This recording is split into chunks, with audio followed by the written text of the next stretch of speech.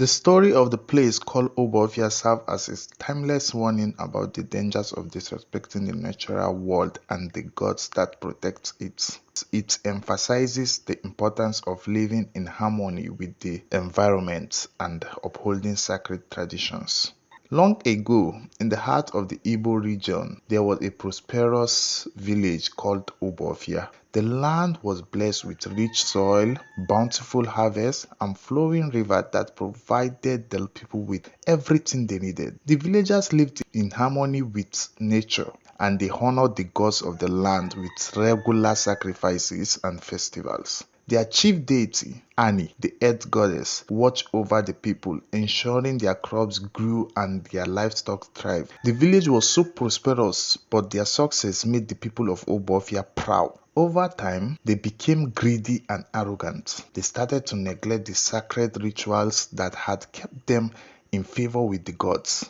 The people expanded their farmlands into forbidden forests and overfished the rivers, ignoring the elders who warned that the land was a gift from the gods, not something to be taken for granted. Among the elders was a wise man named Obodo, who was respected for his deep knowledge of the traditions. Obodo warned the people that they were angering the goddess Ani by taking more from the land than it could give. But the villagers, blinded by their wealth, laughed at his warning and continued to exploit the land. They cut down sacred trees, expanded their farms into the heart of the forest, and built large homes that encroached on spaces once reserved for the spirits. Then, one fateful year, a terrible drought struck Obuoffia.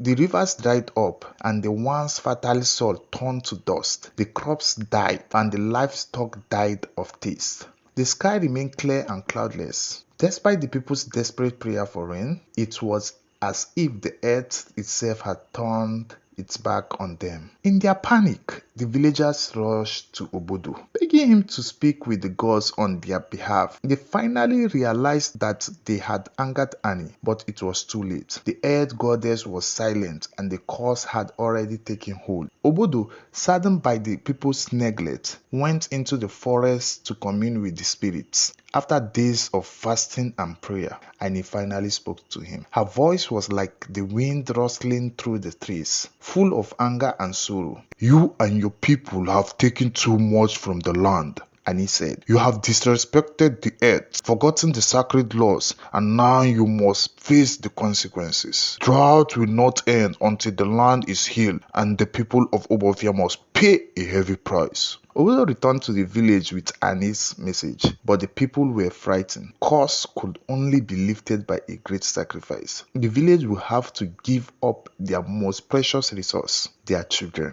Ani demanded that every family in Obuoffia sacrifice one of their children to the earth as a way of showing their repentance. The blood of the innocent would cleanse the land and restore balance. The villagers were horrified. How could they give up their children, the future of their people? Many protested, and some even tried to flee the village. But no one could escape the drought. Wherever they went, the curse followed. Even neighboring villages began to avoid Obuoffia, fearing that the curse might spread to their lands. After much deliberation, the village elders decided they had no choice. Each family, no matter how wealthy or powerful, would offer a child to Ani. The sacrifices were made in secret, deep in the forest, where the villagers prayed to the earth goddess to forgive them. As time passed, the land slowly began to heal. The rivers started to flow again, and small shoots of green appear in the field, but the village would never be the same. The people of Obuoffia had paid a terrible price for their greed and arrogance, and the memory of the sacrifice haunted the village for generations. Obodo,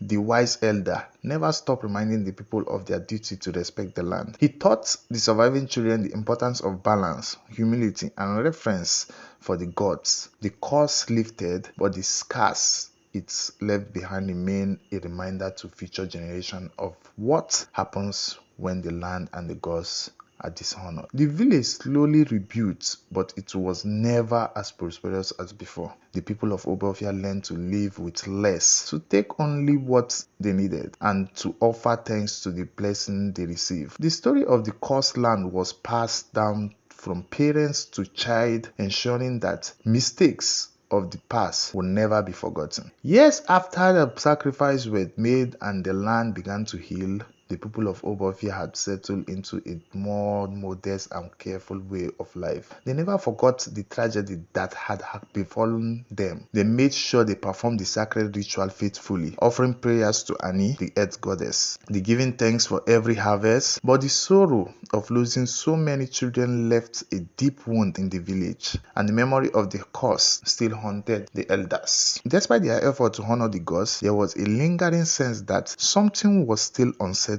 in the land. Strange occurrences began to take place around the village. Crops that had started to grow healthy would sometimes wither overnight. The rivers, though flowing, would occasionally turn muddy and impure without explanation. And at night, some villagers claimed they could hear a faint cries of children coming from the forest, whisper of the lost soul that had been sacrificed years ago.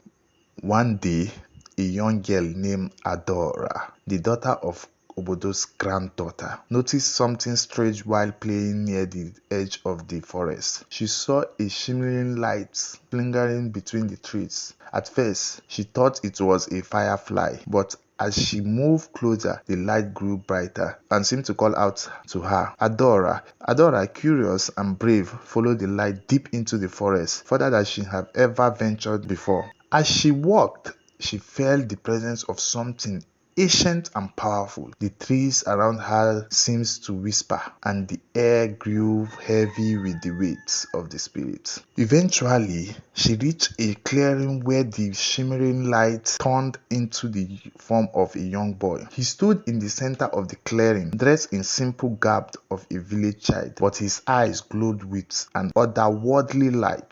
Adora, though startled, did not run. She could sense that the boy meant her no harm. "Who are you?" she asked, her voice trembling slightly. "I am Obinna," the boy replied, "one of the children who was sacrificed to Ani. I have returned because the land is not yet at peace. The curse has not been fully lifted." Adora's heart raced as she realized she was speaking to one of the lost children. But the village has made sacrifice, and the people have honored Ani. Why has the curse not lifted completely? Obiora's face grew sad. "The people did as Ani said, but they have not truly repented. Many still harbor resentment in their hearts. They blame the gods for their suffering, and though they go through the motions of the ritual,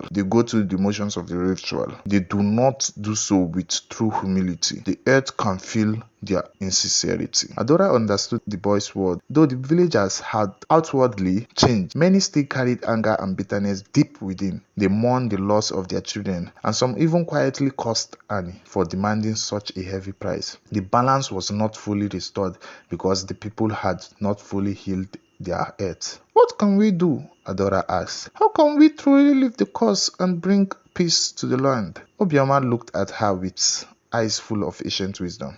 "You must go to the sacred grove where the sacrifice was made. There you will find the resting place of the children's spirit.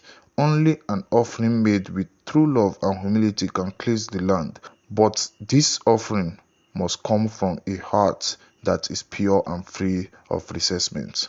Adora nodded, understanding the gravity of the task. She thanked Obioma and made her way back to the village. That night, she spoke to her great-grandfather, Obodo, and told him everything she had seen and heard. Obodo, though old and weary, knew that Adora's vision was a sign from the gods. "You are the chosen one to heal this land," he told her. "The people must be reminded of the true meaning of sacrifice. It is not the act of giving something up. It is act of surrendering one's pride and anger, and giving fully from the heart." The next day, Adora gathered the villagers and shared her encounter with Obioma. Some were skeptical, but Obodo's support for her vision carried great weight. Slowly, the people of Obuoffia began to realize that the boy's message was true. They had not fully let go of their anger and grief, and this had kept the land from truly healed. With the guidance of Obodo and Adora, the villagers prepared a new offering to Annie, but this time it was not gold or livestock.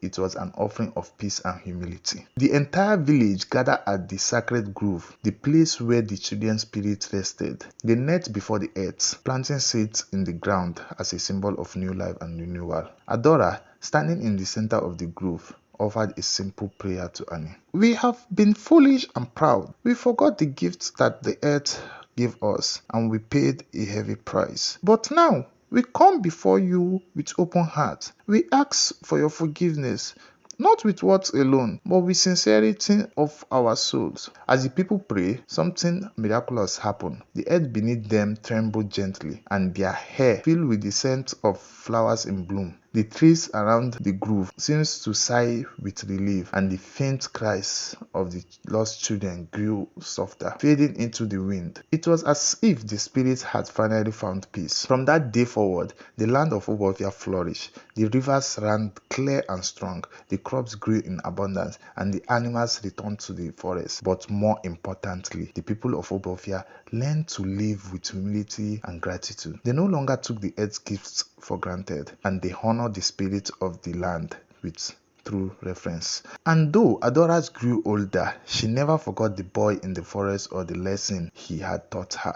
She became a wiser leader in her village, reminding her people that the true cause of the land had not been the drought or the famine, but the pride and anger in their hearts. In the end, the cause was not lifted by the sacrifice of blood, but by the sacrifice of spirit, by the people's willingness to change and to live in harmony with the world around.